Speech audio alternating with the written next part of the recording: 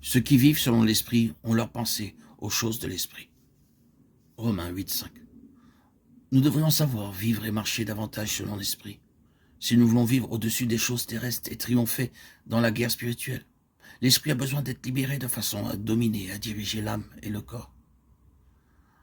Lorsque Adam fut créé, l'esprit dominait en lui, et l'âme n'était que l'instrument par lequel l'esprit agissait, en sorte que le corps était asservi à l'âme et à l'esprit. Mais lorsque Adam désobéit, l'esprit tomba dans le vase de l'âme et l'âme dans celui du corps, la chair, et il devint chair.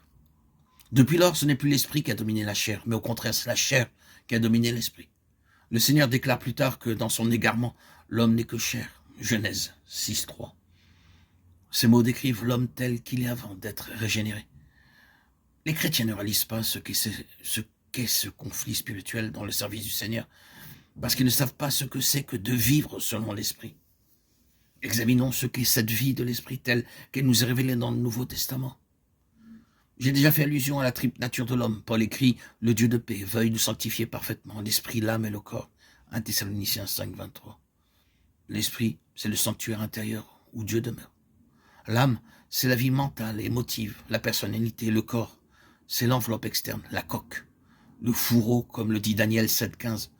Je fus troublé dans mon esprit, littéralement au-dedans de mon fourreau. Notre corps n'est pas le principal en nous. Notre âme est l'instrument qui pense, mais notre esprit doit être la puissance active. Et c'est dans notre esprit que le Saint-Esprit veut habiter. L'ordre employé par Paul en parlant de cette triple nature est par degré d'importance esprit, âme et corps. Dieu commence son œuvre dans l'homme en régénérant l'esprit de l'homme.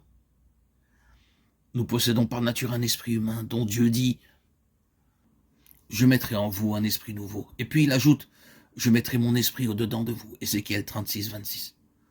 Paul parle continuellement de son propre esprit, à part de l'esprit de Dieu. Nous sommes nés de l'esprit lorsque Dieu régénère l'esprit humain et lui donne un esprit nouveau. Ce qui est né de l'esprit est esprit, Jean 3, 6. Devenir un enfant de Dieu n'est pas devenir membre d'une église et avoir l'air d'être un chrétien, mais c'est recevoir de Dieu un esprit nouveau, en sorte que le Saint-Esprit puisse demeurer en nous. Dieu dit encore, j'habiterai au milieu d'eux et j'y marcherai, 2 Corinthiens 6, 16. Ayant donc de telles promesses, nettoyons-nous de toute souillure de la chair et de l'esprit, 2 Corinthiens 6, 16. Ayant donc de telles promesses, nettoyons-nous de toute souillure de la chair et de l'esprit, 2 Corinthiens 7, 1. Il faut donc que nos esprits soient purifiés pour que Dieu puisse demeurer en nous. Dieu nous purifie de tout péché par le précieux sang de Jésus-Christ.